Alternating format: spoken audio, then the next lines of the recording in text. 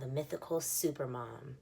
Looks like she's gotten an upgrade to that mom. Who is that mom? What does it even mean to be that mom? From my understanding, that mom, she does it all. She has it all. And she looks flawless while she's doing it all. And her babies are perfect. And they're perfectly color coordinated outfits. And she does it all on her own. And she doesn't need any help. Well, I know that's not true. I know that's completely false. For me, that mom are the moms that I look up to. The moms that I emulate. The moms that are open and honest about their experiences. The moms that are honest and give themselves grace when they're stressed out and use humor to ease the rough times. But I don't have all the answers. I'm just a postpartum doula. And only you can determine what being that mom means to you. But when I really think about what being that mom means to me and the moms that I look up to, it really looks like an energy that they embody. They're not perfect by any means. Of course, they're not perfect because I know that perfection is a myth, but that mom is gracious and honest with herself. She puts in work to get a little bit better each day.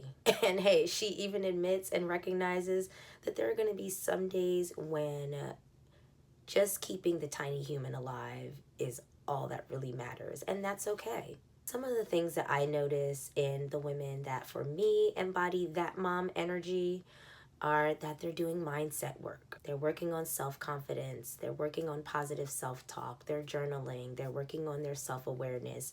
And they're really striving to achieve a higher level of love and self-care in their mothering journey. She is present and attentive with her kids, but she also takes time for herself. She knows how to have that balance. And she's unapologetic about taking that time for herself. She knows that that time for herself is just as important as that time with her babies. And she knows that her babies having time with other loving, caring, responsible adults in their lives is just as important as mom having time to recharge her battery. And with that mom asks for help, accepts help, receives help in a way that aligns with her values and her needs. You know, she doesn't just take anything or what's thrown at her or here, well, I'm here. No, she asks for the help that she needs, and she is verbal about things that are not helpful and the things that are helpful. It's really about communication. And so that mom asks for help and receives help.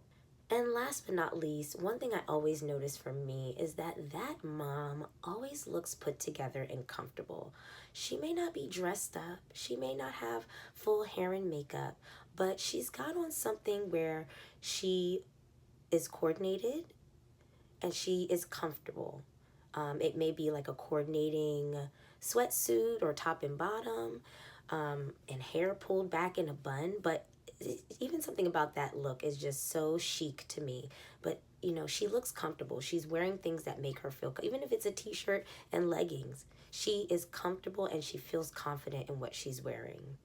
But even with all of those things that mom has and does, the real secret is that you are already that mom. You have all of the building blocks within you to become the mom of your dreams and truly embody that mom energy. You might have fallen off of your game a little bit, or maybe the beginning of motherhood gave you a reality check that you were not prepared for. I've been there. But that's okay, because motherhood is a long game. It is about the seasons and the journey, honey. It takes time to learn your new baby, and it takes time to learn the new version of yourself. You are learning new skills, and you're moving through the world with a new perspective. That takes time to adjust to. Plus, you will evolve over time as your kids grow and learn and become more independent and need you in different ways. The things you might be struggling now in the newborn phase might look completely different in the toddler phase. That mom will be ready to evolve right along with her babies. So if you're still in like the first year of motherhood, it's okay to just slow down and get back to the basics and focus on things like rebuilding your routines and thriving forward to a new normal.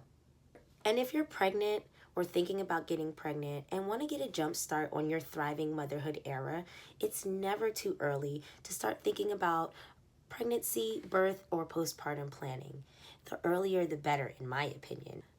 Now that you've learned how to unlock that mom energy within yourself, check out this video on how to create a daily postpartum routine and lean even more into your thriving that mom energy. And please give this video a like if you learned even one thing that you can take along with you on your motherhood journey.